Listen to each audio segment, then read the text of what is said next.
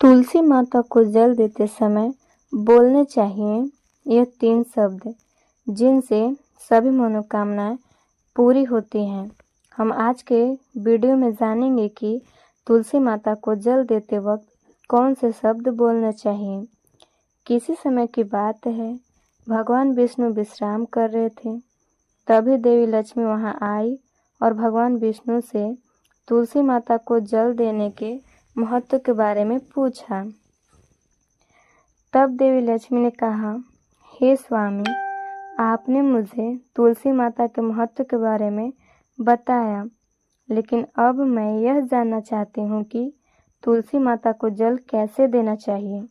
उनकी सेवा की सबसे श्रेष्ठ विधि क्या है और जल देते समय कौन सा मंत्र बोलना चाहिए।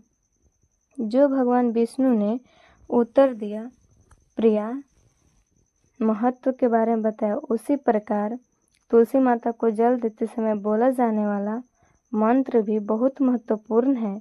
यह मंत्र 3 शब्दों का है, लेकिन इसका प्रभाव अत्यंत शुभ और कल्याणकारी है।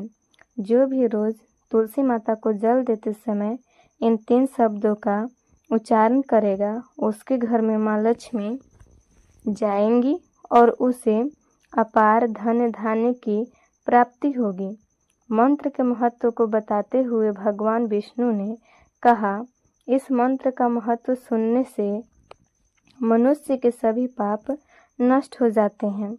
जब से हजारों वर्षों तक तुलसी माता को जल देने के पुण्य का फल मिलता है। फिर भगवान विष्णु ने देवी लक्ष्मी को एक कथा सुनाई।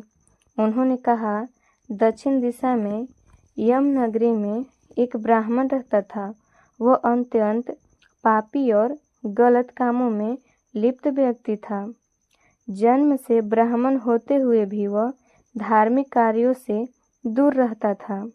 ना वह पूजा करता था, ना ध्यान, ना जप और ना ही किसी का सत्कार करता। वह मदिरापान और मांसाहार भी करता था और हमेशा अनैतिक कार्य में व्यस्त रहता था।